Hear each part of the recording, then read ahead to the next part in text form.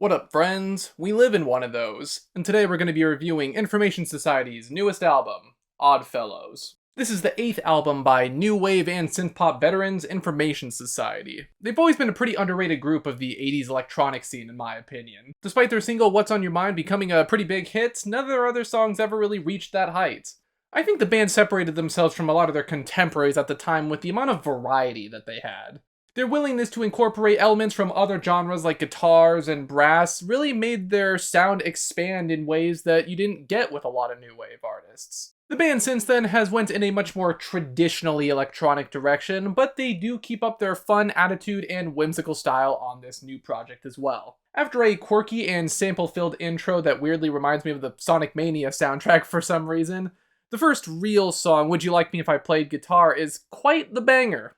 The band has always balanced a sense of seriousness and a sense of humor, and I think this track does a good job at depicting that. There's a good drum machine groove and vocal samples before evolving into a humorously dire chorus about the consequences of consumerism. I love the guitar accents fitting to the track's name, and the electronic verses and beat-driven bridge really highlight these guitar segments nicely.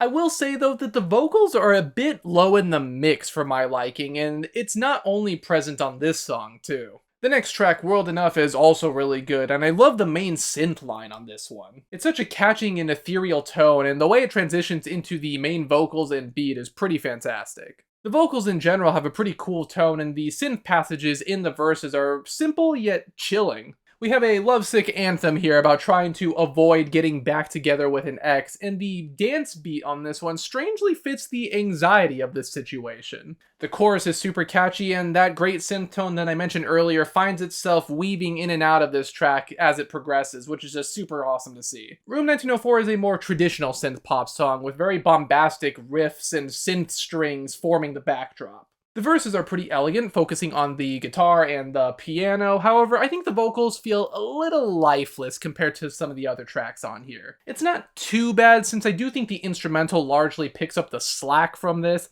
However, it's still pretty unfortunate. The beat also has this nice crunch that's really satisfying. I also really like the abstract, almost Icarus-like lyrics about feeling lost and aimless after you fail to achieve your goals or be with the specific person that you want. Nothing Prevails has a bit more of a darker instrumental, evoking vibes similar to that of bands like And One. It has those somber touches of the piano contrasted by a very confident vocal style that pleads this call to action, basically trying to get people to break out of their monotony and live their life to the fullest. It also fits the themes of nothing lasting forever, and I also really like the sort of spoken word passage during the bridge too. It makes it feel like almost like a house song or something. The second half of the record isn't as strong, although it is still pretty good. Being Me specifically is a noticeable downcast moment on the record.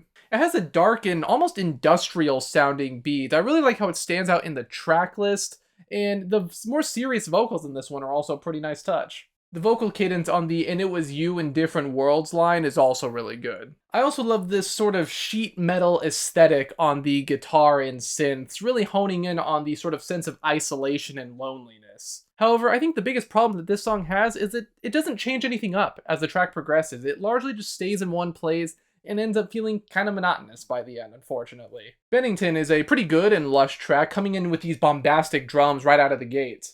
I like how noisy this song is, while also keeping up a feeling of elegance, too.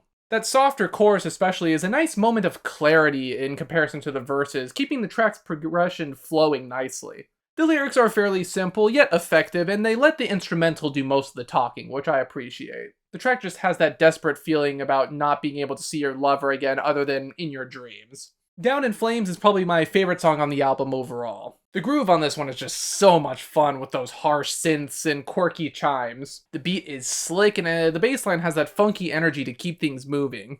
We got the cowbells, the bouncy vocals. This is like a digital extravaganza. That chorus is also amazing. The vocals are a bit low in the mix again. However, when the instrumental is this fun, I can let it slide a little bit. Like the previous track, it's lyrically fairly simple, however it does have that sort of technological passion going on that I appreciate. Grups is probably the only track on here that I'm not a super big fan of. It's basically Being Me, but the grittiness of the instrumental was removed, leaving a sort of hollow shell of a ballad left.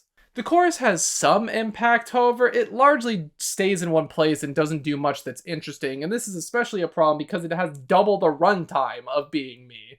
The overly dramatic strings and synths make it feel like it's trying too hard to be a film score, and the simplistic lyrics also don't do the track any favors. The Nimble's Daughter is a very lofty closing track with light beats and synths along with some pretty delicate vocals. It almost gives off like Simple Minds vibes with the twinkling chorus and general airiness of the instrumental. It's almost a bit too light and poppy for my liking, however, I do like how lush and intricate it is. The vocals on this one aren't the best, I find, especially on the bridge, however, the track is decent overall. The distorted second to last chorus was also a pretty good way of calling back to the more electronic moments on the project too. ODDfellows is another solid album from Information Society, if a bit of a safe one. There's quite a few fun synthpop tunes on here, however, the second half seems to run out of steam compared to the first. I also don't think it was as instrumentally adventurous as it could have been.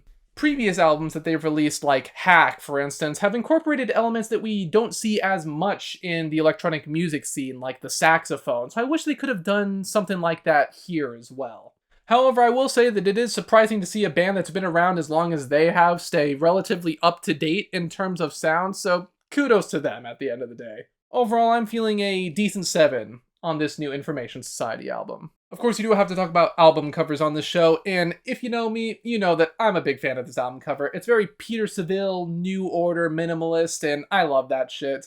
The colors are really great. It has that CMYK color scheme going on, the stark white background, the quirkiness and boldness of the text. Like, I always love this stuff.